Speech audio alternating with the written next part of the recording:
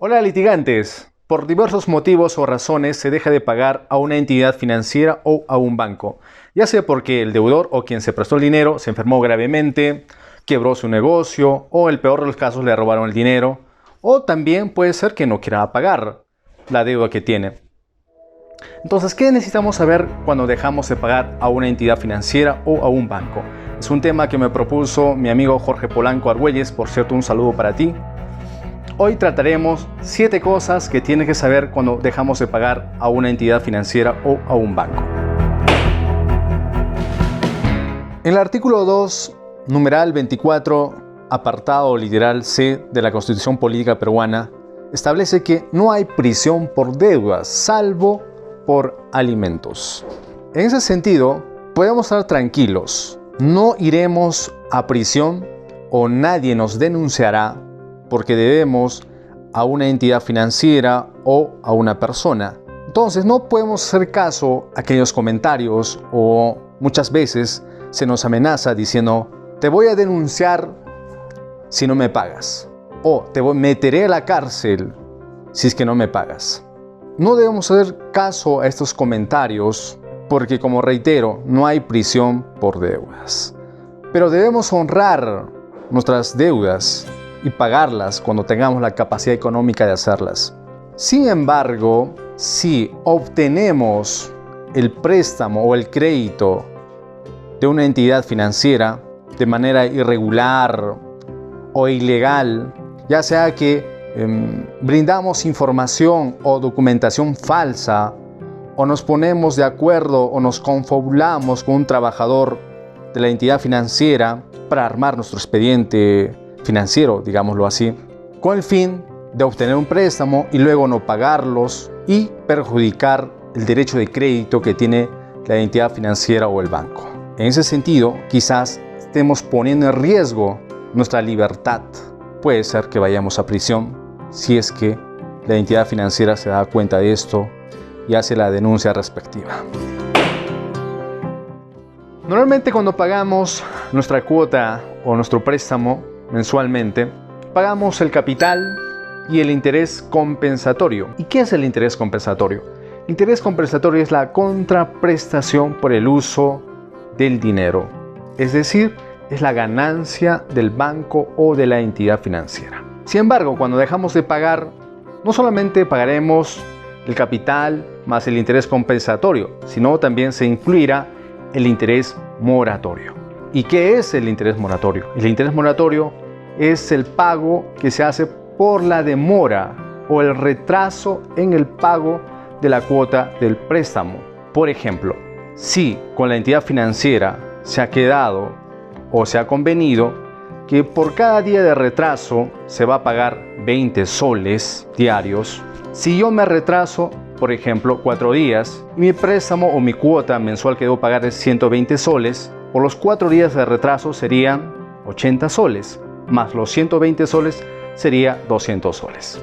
Y muchas veces dejamos de pagar meses o años, entonces la deuda se hace impagable, por lo tanto no es conveniente. A ello también hay que sumar, aparte del interés compensatorio, interés moratorio, el capital, también otros gastos que va a incurrir la entidad financiera para cobrar el dinero que ha prestado justamente al deudor. Por ejemplo, muchas veces la entidad financiera recurre a cartas de preaviso, a cartas notariales o inicia un proceso judicial.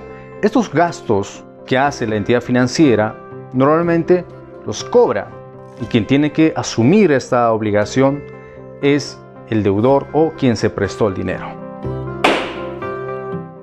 Una vez que la entidad financiera agota todas las medidas necesarias para que el deudor o quien se prestó el dinero o la persona morosa pague voluntariamente su deuda, frente a ello, la entidad financiera iniciará un proceso judicial.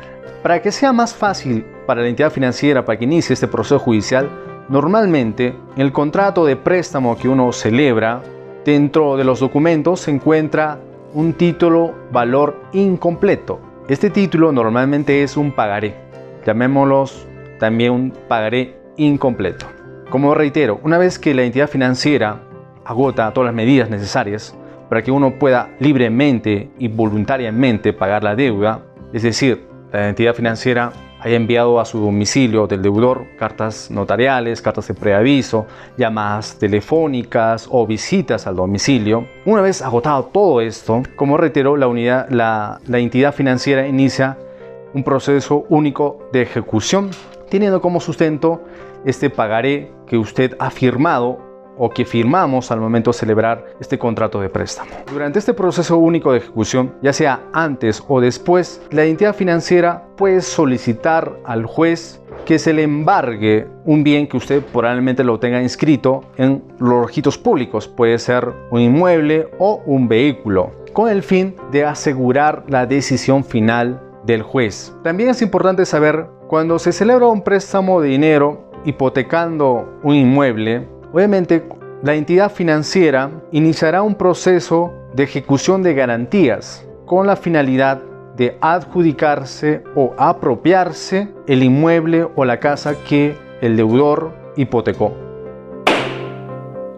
Si usted ha garantizado o ha firmado en el contrato de préstamo como fiador, si en caso que el titular de la obligación deja de pagar, quien debe asumir esta obligación es el fiador o el garantizador. Si la entidad financiera inicia un proceso judicial cobrando esta deuda, si el titular de la obligación no tiene una propiedad, entonces la entidad financiera puede solicitar al juez que se traiga una medida cautelar de embargo sobre la propiedad del fiador. También es importante que usted sepa, cuando alguien presta su nombre para solicitar un préstamo de dinero, por ejemplo, sucede que normalmente un familiar, un amigo le dicen, por favor, sáqueme un préstamo de dinero para mí, no te preocupes, yo lo voy a pagar, más o menos, algo así. Usted, obviamente, confiado, saca el préstamo de dinero y este préstamo de dinero le da al amigo, al familiar. Y sucede que muchas veces, pasado 3, 4, 5 meses, la entidad financiera le llama y le dice, por favor, cumpla con pagar su deuda. Y uno se queda sorprendido, ¿y qué pasó, no? ¿Por qué no pagó el préstamo de dinero el familiar o el amigo?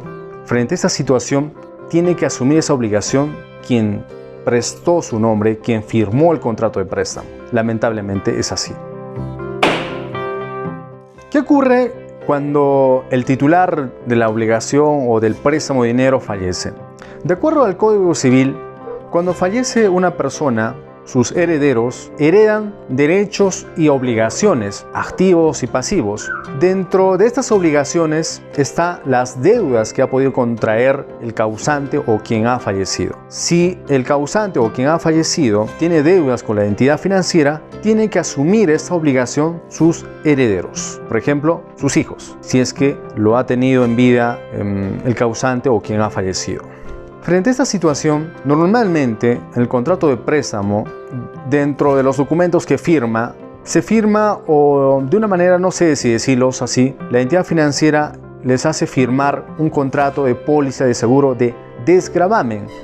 Es decir, cuando fallece la persona, se puede hacer efectivo este seguro de desgravamen con la finalidad de pagar el saldo del capital que se adeuda y con ello cancelar la deuda que se tiene. También este seguro de desgravamen, dentro de su cobertura, está cuando el deudor o quien se prestó el dinero tiene, a raíz de una enfermedad o un accidente, una invalidez permanente o de manera definitiva. Entonces, este seguro de desgravamen cubre justamente esta situación para que se pueda cancelar la deuda. Pero quizás alguien esté pensando, pero si me suicido, si me lesiono, con la finalidad de que tenga una invalidez permanente o de manera definitiva, frente a estas situaciones, este seguro de desgravamen no lo cubre. Hay ciertos requisitos que hay que cumplir. Y es importante que al momento de celebrar su contrato, también lea este seguro de desgravamen que contrata. ¿Cuáles son los requisitos que se debe tener en cuenta para hacer efectivo este seguro de desgravamen? Si en caso que no se paga definitivamente la deuda, la entidad financiera o el banco le reportará a la central de riesgos de la Superintendencia de Bancos Seguros y a los centrales privados de información de riesgos. Y lo propio hará el Poder Judicial cuando el deudor judicial moroso no cumpla pagar su deuda. El Poder Judicial reportará o se registrará en el registro de deudores judiciales morosos. Finalmente, ¿habrá una manera para no pagar la deuda que se ha contraído o cancelarla sin que se obligue mediante el Poder Judicial o no se pague el interés moratorio? Lamentablemente, actualmente no existe una normativa que regule esto. Lo más recomendable es que el deudor se apersone directamente a la entidad financiera para que pueda renegociar, congelar o reprogramar las deudas que tiene. Muchas gracias por su visita. Si les gustó, denle un like y suscríbanse a este canal para seguir haciendo videos de este contenido. Hasta otra oportunidad.